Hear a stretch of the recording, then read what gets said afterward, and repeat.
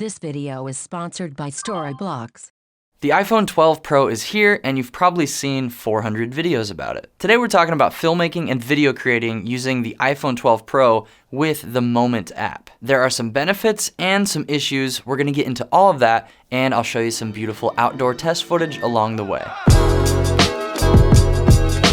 So my current setup is the DJI OM4 gimbal and the iPhone 12 Pro, obviously. And I'm shooting with the Moment app to shoot video. Reason being, they have a couple different options for color profiles. Right now, I'm just using the flat version, just so I get a little bit of flexibility, but also maintain the color that comes built into the iPhones, because honestly, I like it. I think it's pretty good. And I want to have a little bit of extra dynamic range, but not have to do like a full in-depth color grade on the footage. It's cool with the DJI gimbal too, because you can still control the phone's recording with the gimbal. There's a record button on there. The iPhone 12 Pro footage is surprisingly flexible for color grading. You can use curves pretty extensively. You can change temperature, saturation, tint, all of that. You can just do a bunch of cool stuff without it destroying the footage. It doesn't really fall apart easily. Personally, I like adding some softness to the footage to take away a little bit of that digital sharpness that a lot of small camera sensors have.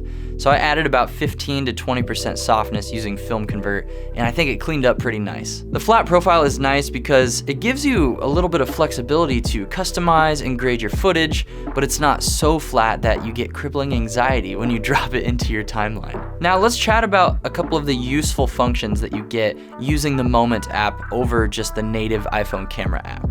Another pro to using this Moment app is you get full control over the focusing and the exposure of the iPhone cameras. Using the Moment app is just as easy as using the native iPhone camera app, but you get way more functionality in terms of filmmaking tools. Audio levels, custom white balance, frame rate changing, histogram, grid lines, and separate controls for both focus and exposure. You can lock these in one set place so that your focus and your exposure don't change while you're filming, so it's not distracting at all, or you can leave it set to auto, or you can do one of each. It's really nice, it gives you full control. And the video files save directly to your camera roll, just like they would if you were using the native Apple iPhone camera app. Then you can just airdrop those to your computer or transfer them, drop them into your editor of choice, and start cranking away on your edit. All right, so let's talk about the issues with the Moment app and the iPhone 12 Pro, and then at the end, I'll get into my opinions about the iPhone 12 Pro camera. When you switch between the front-facing camera and the rear-facing camera, it resets your white balance, so it keeps resetting it to auto white balance, which is a bit of a bugaboo, but if you just remind yourself, then hopefully you won't mess up your shots. I don't want my white balance changing every single time I flip cameras, so I'm filming with the back camera. Just noticed that when I switched to 4K 60, it gave me a warning in the app that 4K above 30 frames per second might cause frames to drop. Kind of frustrating. You'd think that they could utilize the power of the iPhone 12's new chip to not have dropped frames, because that's not an issue in the native iPhone camera app. Another big issue showed up when I started filming with the front-facing camera of the iPhone 12 Pro using the Moment app. Basically, when I dropped that front-facing camera footage into my timeline in Premiere and then started to play it back, all I heard was audio. There was no footage playing. It was just a black screen. But when I would hit spacebar to pause my timeline, the footage would show up. So I thought maybe I would just have to reset Premiere, so I tried that. Nothing happened. I deleted all the effects and the color grade. That didn't fix anything. So I tried just exporting a small segment of front-facing footage, and it was still just a black screen in the exported file. So I don't know if this is a problem with Adobe Premiere or with Moment, but I hope that this gets resolved very soon so we can create without worrying about that, because it is nice to use the front-facing camera and it looks really nice on the iPhone 12 Pro, but hopefully Moment and Adobe get that fixed soon so we can all start vlogging our incredibly interesting lives in 2020. It's raining. It sounds really beautiful hitting the leaves, and I'm not getting too wet because of all the tree coverage, but it's starting to come down harder, so I'm gonna work my way back to the vehicle. I guess this gives us a chance to do a little jog test with the gimbal and the phone. Let's see if the phone stabilization with the gimbal can give us some nice steady jog shots. I have runner's knee at the moment, so I'm in a little pain, but I still wanna see what this looks like.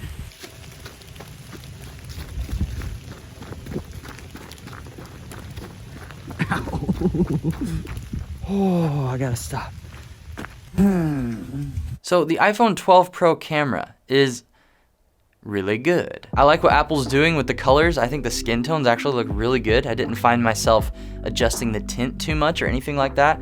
Also, when you're using the back camera and you film close to a subject, there's actually a nice amount of depth of field. It's not overwhelming. It doesn't look fake like portrait mode can sometimes. It just looks really good. And it's really cool to get that sort of effect from a phone. The autofocus is amazing, obviously. The stabilization's really good. And when you pair the stabilization of the iPhone 12 Pro with something like the DJI OM4 gimbal, it's just smooth as butter. It's really nice, looks very good, and it's also a small package, so you're not carrying around a giant camera rig to get these cinematic smooth shots. With a little bit of tweaking, I think the iPhone 12 Pro and the footage is an amazing option for video creators, filmmakers, content creators. It's a great camera. And honestly, most people will probably shoot with the native camera app, everything's set to auto, and honestly, there's nothing wrong with that. It's probably the safest bet as of right now, so it's a good option.